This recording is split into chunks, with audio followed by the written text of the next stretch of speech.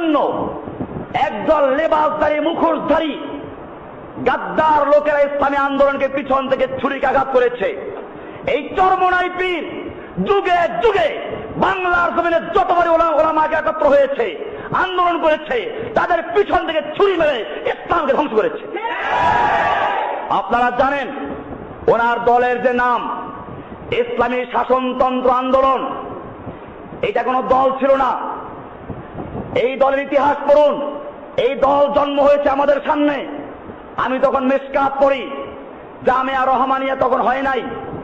লালবাগ থেকে আমরা এসে জামিয়া মোহাম্মদী হাউজিং এর মালিক হাজী সিরাজউদ্দৌলার দ্বিতীয় তলা বিল্ডিং এ যেখানে সে থাকে, ওই বিল্ডিং এর দোতলায় ওই সময়কার বড় বড় আলেম দেলোয়ার হোসেন সাইদি, শাইখুল হাদিস আল্লামা আজিজুল হক সাহেব, মুফতি আমিনী সাহেব, এরকম চরমোনাই পীরও ছিল। এরকম ভাবে আব্দুল গাফফার সাহেব ঢাকার একজন বড় আলেম ছিলেন, মারা গেছেন।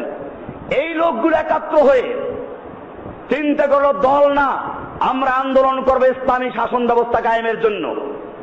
সব দলমত ভেঙ্গে দিয়ে একটা ব্যানারে আমরা একাত্র হব, এবং সেটার জন্য একটা বড় সমাবেশ ডাকা হয়েছিল ঢাকার শাপলা চত্বরে।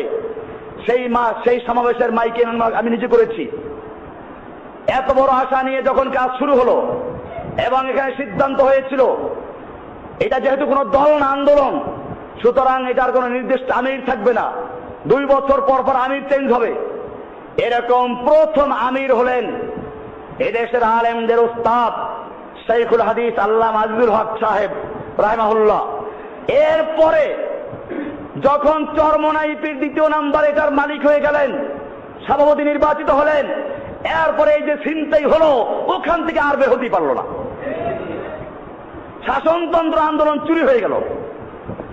এরপরে যখন আবার নতুন করে এদেশের আলেম সমাজ নাস্তিক, মুরতাদ এবং বুলগারদের বিরুদ্ধে ঐক্যবদ্ধভাবে মাঠে নেমেছে, উচিত ছিল তাদের নিজেদের প্রোগ্রাম বাদ দিয়ে ঐক্যবদ্ধভাবে 6 তারিখের প্রোগ্রামে একাত্র হওয়া। তারা করলো কি, সেই প্রোগ্রামের সাথে একটা রাজনৈতিক স্লোগান দিল, হ্যাঁ আমরা একমত আছি, কিন্তু তারা ইহুদি খ্রিস্টানদের সাথে আতাত করে নিজেরা তাদের ছত্র ছায়ায় একটা সম্মেলন করে উধাও হয়ে চলে গেছে, যাতে করে পরবর্তীতে যদি এই আলেমরা কোনো বিপদে পড়ে, ওনরা যেন বিপদে না পড়েন। এই লোকগুলো সব জায়গায় থানায় থানায় আমার বিরুদ্ধে অভিযোগ করেছে আমি জঙ্গিবাদীদের লেজা। চরমোনাই পীরকে শিক্ষা নিতে হবে, মুরিদদেরকে জানতে হবে, যদি জিহাদের কথা বললে বলে জঙ্গিবাদী হয়, তাহলে সেজন্য আল্লাহ সুবহানাহু ওয়া তাআলা কোরআনের জিহাদের আয়াত নাযিল করেছেন, তুমি আল্লাহকে জঙ্গিবাদী বলছো। জিহাদের হাদিস আল্লাহ রাসূল বলেছেন, আল্লাহ তাআলা বলছেন, ইন্নাল্লাহা ইউহিব্বুল্লাযীনা ইউকাতিলুনা ফী সাবিলিহি সাফফান, নিশ্চয় আল্লাহ ভালোবাসেন ওই সমস্ত লোকদেরকে যারা আল্লাহর রাস্তায় কিতাল করে, যুদ্ধ করে, কাতারবন্দী হয়ে। কি করে? তাদেরকে আল্লাহ ভালোবাসেন। কিতাল কোরআনে আছে, যুদ্ধ কোরআনে আছে। এমনি ভাবে আল্লাহ সুবহানাহু ওয়া তাআলা সূরা তাওবার 111 নম্বরে বলেছেন, ইন্নাল্লাহা আশতারা মিনাল মুমিনিনা আনফুসাহুম ওয়া আমওয়ালাহুম বিআন্না লাহুমুল জান্নাহ ইউকাতিলুনা ফী সাবিলিল্লাহ, নিশ্চয় আল্লাহ তাআলা মুমিনদের জান এবং মাল ক্রয় করেছেন জান্নাতের বিনিময়ে।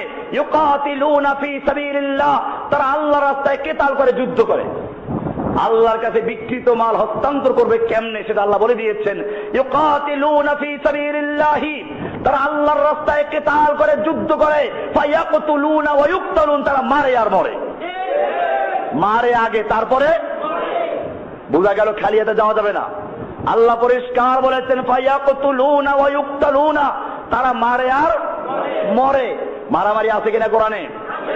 এমনি ভাবে আল্লাহ সুবহানাহু ওয়া তাআলা প্রায় 400 আয়াত নাযিল করেছেন। আল্লাহর নবী মুহাম্মদুর রাসূলুল্লাহ সাল্লাল্লাহু আলাইহি ওয়াসাল্লাম যুদ্ধ করেছেন। তোমার বুঝে না আসলে বদর, উহুদ, খন্দকের ইতিহাস পড়ো, বুখারী হাদিস পড়ো। আল্লাহর নবী সাল্লাল্লাহু আলাইহি ওয়াসাল্লাম বলেছেন, লাওয়াদিত্তু উক্তালা ফী সাবিলিল্লাহি সুম্মা উহিয়া সুম্মা উক্তাল সুম্মা উহিয়া সুম্মা উক্তাল, আমার মনে চায় আমি আল্লাহর রাস্তায় যুদ্ধ করি, আবার শহীদ হই, আবার যুদ্ধ করি, আবার শহীদ হই, আবার যুদ্ধ করি, আবার শহীদ হই। সুতরাং যদি কোরআনের কথা বলা, হাদিসের কথা বলা, জিহাদের কথা বলার কারণে জঙ্গিবাদী হয়, তাহলে ইনশাআল্লাহ আমি সে জঙ্গিবাদী হতে পারি, মৌলবাদী হতে পারি, কিন্তু